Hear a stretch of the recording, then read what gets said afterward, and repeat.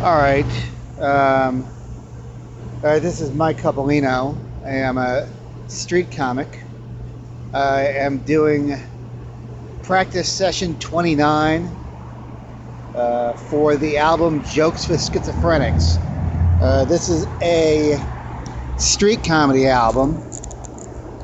But I'm still unprepared. I have a headset, so it amplifies my voice. So this is a thing that happens. This is why I'm basing on jokes for schizophrenics. It's my only audience is schizophrenics. That's why I'm saying this is the album. Because I've been doing street comedy for 4 years, and people are afraid of the jokes.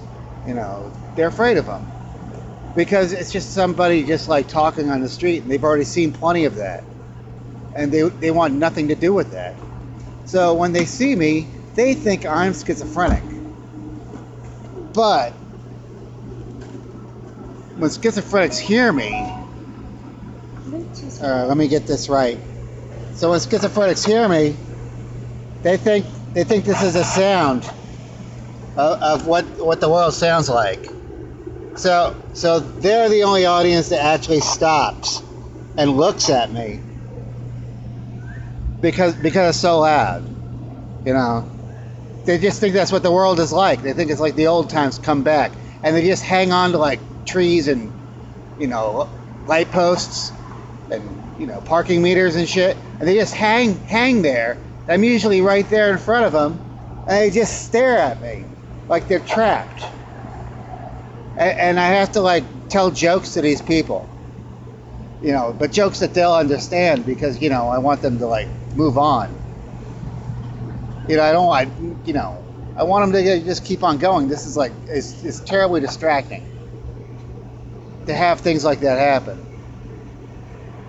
You have to stop. You have to stop, and then you have to be a normal human being, and that's even worse because that makes them even more paranoid. You just stop talking and just hanging out there until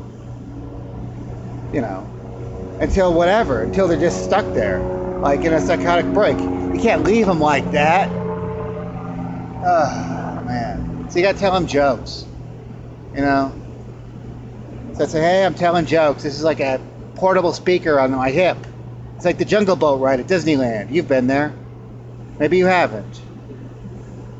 I have to start talking to them like that, and I have to tell them jokes, once I was so strung out on coke, relatable material. Once I was so strung out on coke, got so bad I ended up going to an NA meeting.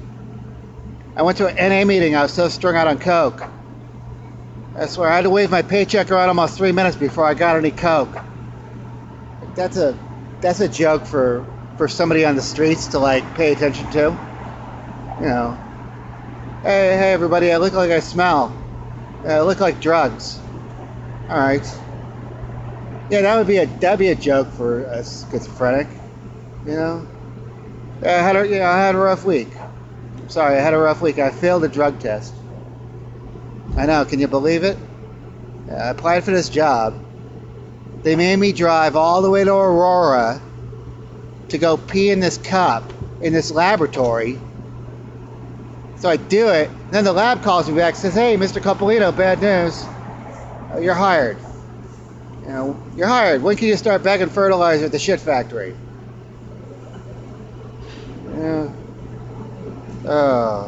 Yeah, these are jokes that are relatable. This is relatable material. So I was talking to my financial planner the other day. And after going over the books, we decided my best option for retirement would be to take enough drugs to hallucinate a condominium. Yeah, take enough drugs to hallucinate a condominium. That way, I could sell the condominium, I could buy more drugs, and I could hallucinate a 3-bedroom house with a swimming pool. Yeah, that was what my financial planner said. And so, yeah, it seems like great. That's a great plan. Only trouble is, every time I meet my financial planner, we do all the drugs, and his office is still a coffee shop. There's a flaw in this plan. It seems like a waste.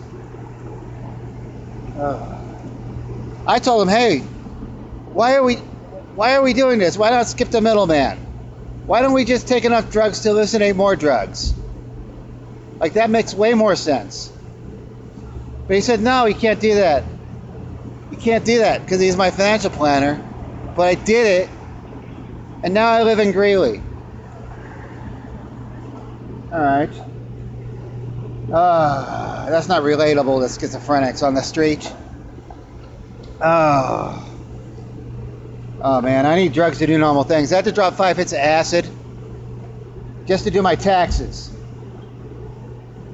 I had to drop 5 hits of acid just to do my taxes, just to do them. I ended up claiming an astral body as a blind dependent. Yeah, it was 3 deductions. I did it. That's how I understand tax codes. Like, I claimed that deduction when it was illegal. I claimed it in 1989, and then the stock market crashed. And now I have to, like, maintain my deductions somehow. You know, I'm a whiz. I'm a whiz at accounting. Yeah. Yeah. I've done acid over 250 times. This year. This year, acid doesn't affect me. Acid just makes me sober. I'm serious. Acid makes me sober. Like, I've been audited 3 times.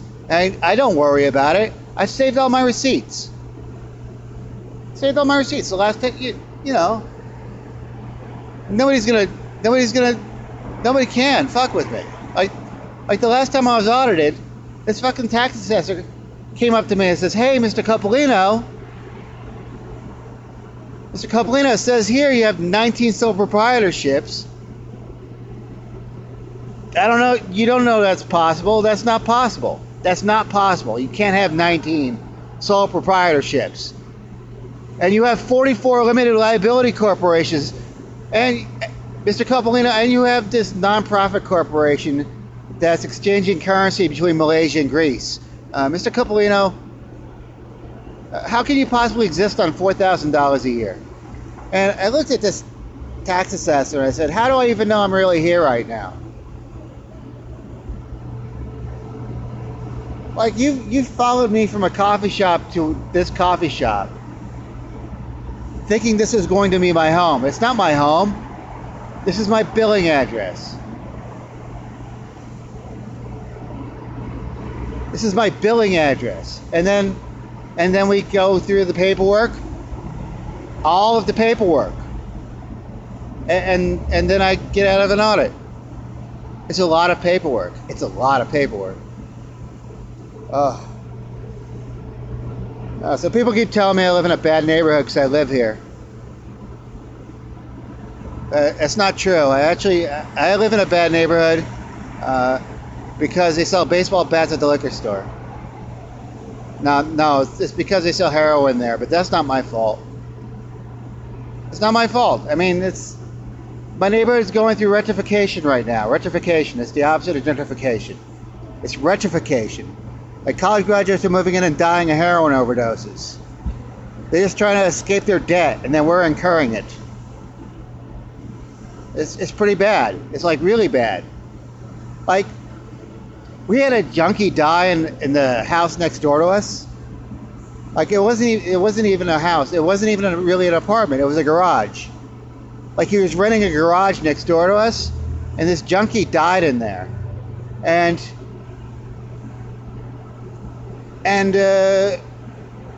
we didn't know, we didn't know for a second, and then it started smelling. And we said, oh, this smells like the 90s. And we knew that the guy next door was dead, because we knew, like, from the smell of corpses. We were old enough. But we made a decision, like, just to let the smell sit, because we wanted to lower rent. Like, that was what happened to us. Like, this guy died in a garage that was converted into an apartment.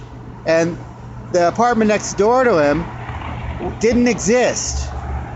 The apartment next door to him was torn down, and there was like a chain link fence around the property, and then homeless people cut holes in it, and they slept there. that was next door to this guy who died in his garage. And we were paying $1,400 a month. So we decided to let the smell sit. And it got ripe. Like, it sat for 2 more days, and it was September. It sat for 2 more days, and the whole block smelled of it. Like, you could actually go walk to the AM/PM on the corner, and the smell would follow you, like, even in the traffic. And then you, like, come back and the smell would be there. But nobody called it in. Like, nobody in the neighborhood wanted to knock out the dead. Like, we were all on the same plan. Just we needed a lower rent. We were tired of this. So on the 4th day, the smell got to a better neighborhood and somebody else called it in. You know, and then the police came over and the coroner came over, and this guy had melted. This guy next door to us had melted, like, in a puddle from the closet. Like, these junkies had, like, wrapped him in, like, his friends had wrapped him in plastic wrap and just let him sit there, and he melted, but rats had gotten to him too. Like, and it was just like, it was just all a mess in there. It was a horrible mess, you know. So they cleaned it all up, and then they rented it to somebody. But before all that happened, we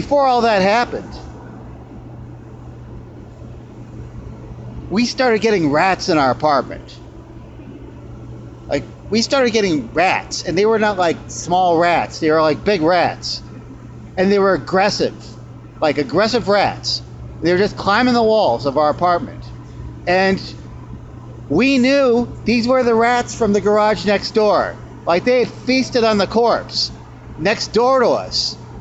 And they were super aggressive, and they wanted more flesh. And they were staring at us like they wanted it from us. So, and it was bad. Like, I would be like sleeping, and I'd wake up, and there'd be a rat on a shelf just staring at me. And we just pretend to both be asleep until he crawled up a heating duct. So we called the fucking landlord, because we had this fucking rat problem from the corpse next door. And we called him and said, hey, we got these fucking rats, like, all over the house. Like, they're like 3 pounds. They're like 2 feet. They're like, you gotta do something about this. You gotta lower the rent. You gotta lower the rent. This is like fucking horrible. We'll take care of this rat problem, but Jesus, we're fighting these rats. Like, they're eating all the food. We have to compete with them. So he says, all right, let me look into this. So he comes over, like, the next day, and he says hello to us. You know, he says hello, and then he sees, like, the rat problem. Like, there's a rat problem. Obviously, there's a rat problem. Like, there's feces all over the place. So he goes to the store. He comes back with a bunch of glue traps, and he pushes all these glue traps into the crawl space underneath the house. I just starts pushing like glue traps everywhere, and then in the garden and everything, and more glue traps. And then he leaves, and then we still have rats. Like, we still have rats, but the next month he raises the rent $75. He just raised the rent $75 because we complained about it. And it wasn't even because we complained about it. It was because he just wanted to do it. And I didn't, you know, I couldn't even complain about it, because it's just like, it felt like it was like a lack of humanity on my part. Like, it was my fault, kind of. Maybe I do live in a bad neighborhood because I live there. I mean, maybe I do. I don't know. I was in a bar my neighborhood bar. I was in my neighborhood bar. And you know it's my neighborhood bar because they serve breakfast. So I was just like eating breakfast and drinking in my bar at 10 o'clock in the morning, like pretending I was at work. And there's a window on the street, like to the street, and it's rolled up. And this guy sees me through the window, and he gets super excited. Like, he gets really excited seeing me right there. He's pointing at me. And he says, "Oh my God, I can't, oh my God." And he wanders into the bar, and he shakes my hand. And I didn't know what to think. I thought he'd just seen me, like, doing comedy somewhere. Because, he might have, like, seen me do something. Like, this might be my first fan. But the guy says, "Hey, I saw you last night. I can't believe you're here. I saw you last night. You were peeing in a police car." He said I was peeing in a police car. He said I was peeing through the window of this police car, like during the riot last night. And I was peeing all over the guns. And he saw me doing it. And he was so amazed that I was like still like awake the next day. Like just casually eating in this bar. And he just was happy. Like he shook my hand. He was like, I can't believe you're here. And I had to look at him and I say, I'm sorry, I'm flattered, but you got the wrong guy. I didn't do that. I wasn't peeing in a police car last night. I wasn't out during the riot. I was like at home sleeping, preparing to go to work, like a normal human being. I was preparing for this. And he was like pissed off at me because it was like, he thought I was just lying to him. He just thought I didn't want to talk to him, which I didn't want to talk to him now. Because, this might lead to something. But he just didn't believe me. He didn't believe I was like, I wasn't the guy. And then he left the bar all pissed off. Like, just pissed off. Like, I think I just didn't want to talk to him. And he just left. Thinking I was the guy that had peed in that police car. It's fucking crazy. It means like somebody's walking around right now and they're way cooler than I am. They look exactly like me. And what can I do about it? I just wait for my credit to get shittier. That's all. Like there are many people that look like me. It's terrible. Like it's actually terrible. Because we all look like Ron Jeremy. Like all of us. Like even David Crosby looks like Ron Jeremy. We all look like Ron Jeremy. It's a horrible thing. Sometimes I get so depressed about looking like Ron Jeremy. I have to go to a support group for Ron Jeremy lookalikes. And I haven't seen this guy there. There's nobody there that's cooler than I am at that group discussion. There's nobody there. Nobody in that support group. That guy doesn't need any support. Ugh. It's terrible. I do look like Ron Jeremy. It's the truth. At a distance, I look like Ron Jeremy. Ugh. I actually sometimes like fuck up and like I go to like places where Ron Jeremy is scheduled to appear because Ron Jeremy's a comic, but he's a porn star. I don't know if you know he's a porn star, but he's a porn star that looks like me. That's what makes it funny. But he's also a comedian. Like he retired from porn and became a comedian, and he tours. And so whenever he's touring and whenever he's in town, I usually buy a ticket for like $10, and then I show up. But I show up like a half hour before Ron Jeremy shows up. I just hang out at the bar. Yeah, just hang out. I just hang out at the bar like a normal person, sipping my drink. And people walk up to me and say, "Hey, you Ron Jeremy?" I say, yeah, I am. And nice to meet you. And then they get their pictures taken with me. They actually believe it so much they get celebrity photos taken with me as Ron Jeremy. I'm Ron Jeremy with them. You know, I'm around their shoulders and everything. You know, they're wearing like parrot head outfits and stuff, like they're a Jimmy Buffett concert. And I'm just hanging out with them too. Like there's pictures of me on the internet as Ron Jeremy, hanging out with these people. Unless they know already. But they do know already, because inevitably, Ron Jeremy shows up. That's the trouble. I hang out for a half hour, people think I'm Ron Jeremy, and then Ron Jeremy shows up. And they're all pissed off. And they're not even pissed off at me. They're just pissed off because they feel deceived. They feel totally deceived whenever they see Ron Jeremy, because they think Ron Jeremy is like my size, like a normal sized human being, like 5'8". But when Ron Jeremy actually shows up in reality at some event, he's 4'8". He's a foot shorter than you expected him. And nobody expected that because they've seen all of his movies. And whenever Ron Jeremy's in a movie, he looks like a normal sized human being, except for his dick. His dick looks like it's 15 inches long. That's why he's such a big porn star. People think his dick is huge. It's the truth. It's the truth. But in reality, Ron Jeremy is 4'8", and they use that in all of his pornos. They use that to scale the rest of the porno. They film the entire porno in 3/4 scale whenever they film a Ron Jeremy porno. They film all the furniture in 3/4 scale. Like the sofa is 3/4 the size of a regular sofa. Like the whole room is 3/4 the size of a regular room.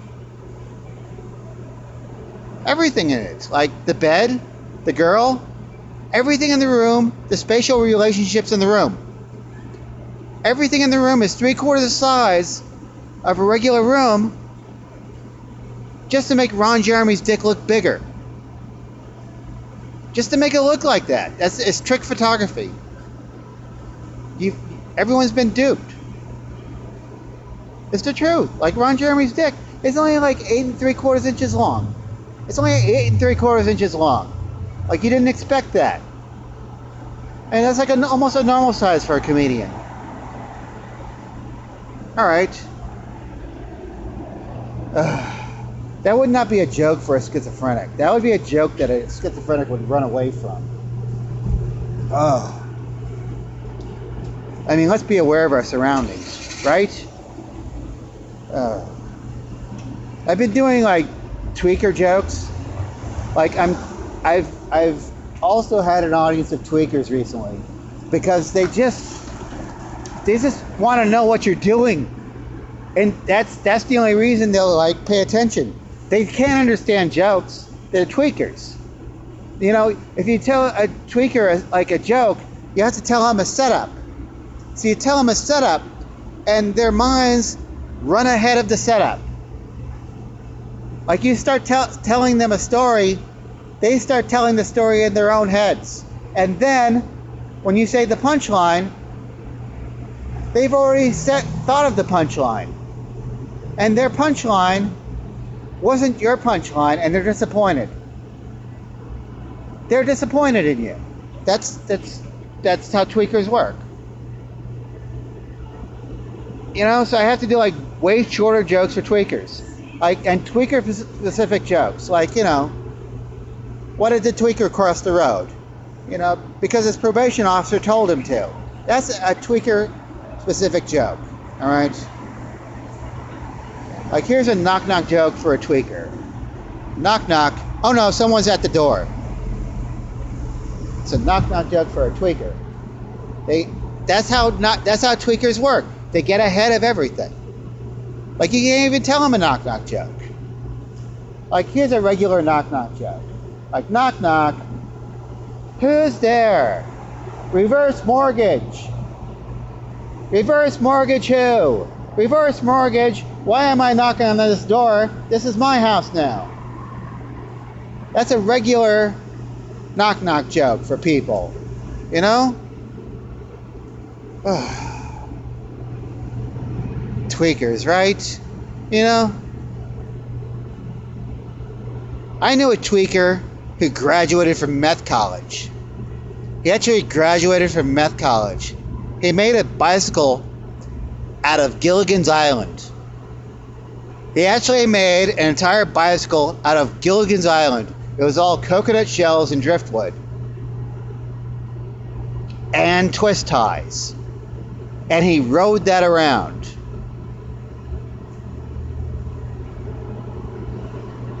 That's what he did. That's a tweaker for you, right? That's a graduate. Oh, man. Now, one day, Tweaker Jesus. This is another tweaker that was bothering us. That tweaker was named Wiggy. This tweaker was called Tweaker Jesus. His name was Ron. And Tweaker Jesus was violent. But he converted. You know, he became Tweaker Jesus, but he became Super Jesus-y because he was so violent. So he just kind of transferred all that energy into saving people. Like just saving people. He got really into saving people from hell. And he was really annoying. Like so one day, Tweaker Jesus was going crazy because it was a Sunday, you know, and you know, he doubled up that day. And I was trying to like be on drugs in the morning. But he just kept on going. He just kept on rapping. And finally, I gave him $20. And there was a cocaine dealer's car in the parking lot. And I didn't like the guy. And he kept his car parked over there. So I told Tweaker Jesus I'd give him $20 if he chopped up that guy's BMW. I gave him $20 to do it. And he actually did it. He did it. He did it in 4 hours. And he did it with a screwdriver. He chopped up an entire BMW convertible, 318i, with a screwdriver. And he did it in 4 hours. And he packed it into 12 shopping carts.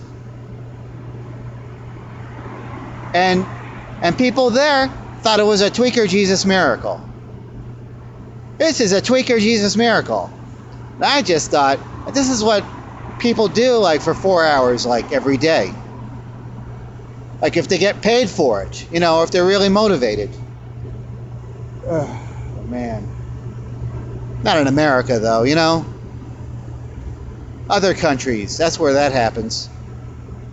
You know, Chernobyl, that's where that happens. Do you know that tweakers have actually scavenged all of the metal in Chernobyl?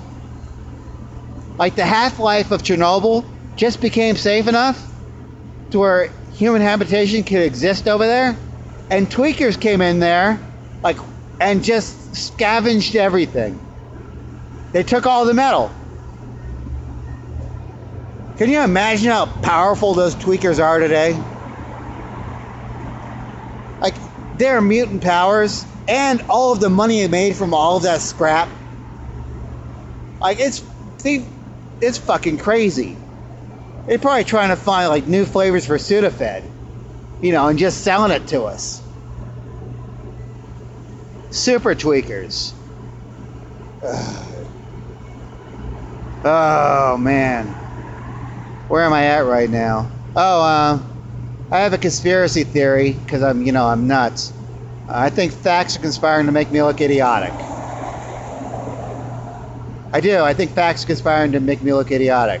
Like, my favorite 9/11 conspiracy is that fire melts steel beams. It's my favorite 9/11 conspiracy. Fire melts steel beams, and that's how we make steel beams. That's how we make steel beams. We melt them with fire, and we make them into steel beams. And that's my conspiracy. It's my conspiracy. And it's a true conspiracy because it's not factual at all. Like, they make steel beams from electricity. they can't heat it hot enough with fire, so they do it with electricity, and that's how they make steel beams. But nobody knows that, except for me. So there. Whatever. I don't know. I love conspiracy theories. I'm sorry, I do. I love them. You know, I listen to conspiracy theories long enough to get blamed for them. Like, that's what I do. People are powerless to stop me once I know a conspiracy theory. That's it. See, my favorite conspiracy theory is that there's somebody powerful in Hollywood that wants Disneyland and Star Wars to exist in the same park so that more kids will choke themselves in closets. That's my favorite conspiracy theory. It's like, it's not even a conspiracy theory because it's like actually happening, you know? Like, Disneyland owns nostalgia now. Like, I'm gonna be sued just for doing this. Like, just for existing. Just for saying that. You know, it's like, that's it. They own nostalgia. That's it. Man. But, you know, if they really want to, like, own everything, I just want them to own, like, all of the David Cronenberg movies. Like, they have enough money now. They can buy them. They could buy David Cronenberg out of his ethics and buy all of the David Cronenberg movies and then build another section of the park for me to sober up in. Like, that's what I want from Disneyland. Oh, man. I've done acid at Disneyland. I've done acid at Disneyland, man. I did 2 hits of acid at Disneyland. I'll tell you about this some other time. No, I'll tell you about it. I don't know. I watch documentaries about spiders because I'm me. I watch documentaries about spiders. And I was watching this documentary where they were feeding spiders flies laced with LSD to see how altered their webs would be. Because they were testing like drugs on spiders. It was fucking crazy. They were testing LSD on spiders to see what kind of webs they would draw if they were hallucinating. They wanted to see what kind of like things happened to their brains. So they feed these spiders flies laced with this LSD and increasing doses. They kept increasing their dosage. So the spiders start drawing like Mobius strips and little peace symbols, and finally, like unintentionally, totally unintentionally, they just do this. Like, it was just spinning thicker like yarns of web, and then finally the spiders just spin like a just tight little ball of web in the corner of the cage, and they stand on the ball of web, and the spiders say, "I'm done with this experiment." They just don't react anymore. They just stand there and say, "I'm done." And they tested like increasing doses of like acid with the spiders. Same results. Just the same result for each spider. Only longer. And I thought, well, this experiment is pretty exceptional. Like like to see that spiders have independent thought, and it really made me a little frightened. But what I was even more impressed by was what a horrible trip those flies must be on. Like, what a horrible trip for these flies. Just because they can't draw a web or they can't register in this experiment doesn't mean they're not fucked up on this acid. And flies have 10,000 eyes, and that's terrible. Flies have 10,000 eyes, and if they're on acid, that's terrible. That's a bad start for flies. And then it gets stuck in a web. And a fly has never been stuck before. Flies are not known for being stuck. Flies have complete freedom. Flies are born with complete freedom. They have wings, and they eat shit all day, and they love it. Flies have complete freedom, and then they're on acid, and then they're stuck in a web. They're stuck and they can't move, and they're on acid. And they're flies. And then they get eaten by a spider. and then they get eaten by a spider while they're on acid. Can you imagine how horrible a trip it is for these flies? Horrible. Like, I've done 2 hits of acid at Disneyland, and I tripped out. I flipped out on Pirates of the Caribbean. All right, and I wasn't even on the ride. I was in line. I was staring at the restaurant, and that was it. They had to take me to a cot. I had to stay there for 4 hours until I could find my friends. Can you imagine all of that other shit happening? Like, if I was on any amount of acid and a giant spider was eating me, I'd just be thinking, oh, this can't be happening. It can't be why aren't these breathing exercises working? And I would just get eaten by a spider. Like, just die that way. Horribly. Sobering up. Just sobering up the entire time. Ugh. It'd be terrible. I just wanted to generate empathy for flies in that situation. I mean, I'm just saying, you know.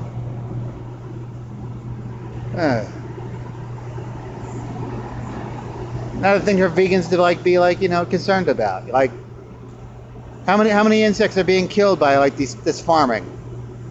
You have to think about these things too. You have to be totally conscious. Yeah, but a horrible trip for these flies. Yeah. Also, they tested other drugs on the spiders in this experiment, like as part of the film. You should look it up. It's actually pretty amazing. Like, they tested caffeine on the spiders, and they just drew really chaotic webs that wouldn't catch any flies. Like, they were just like mosaics of like webs. And then they dosed these spiders with meth, and then the spiders realized they're covered in spider and flipped out. Yeah, that's what they did in this experiment. This is all true, right? It's all true. These are jokes, right? These are jokes. The schizophrenics would have already left by now. Like, it's way too cold for me to like be doing these jokes. So I'm gonna stop. Like, this was a practice. This is like practice number 29 of Mike Coppolino's Jokes for Schizophrenics. Yeah, I'm not going to do a closer. My fingers are freezing. That was it. I've been Mike Coppolino. Have a great night. Enjoy the rest of the evening. I might even show up at Streets of London for like 10 minutes and gloved. Anyways, that's been my time. Alright, have a good night. Where are we at? Alright, yeah.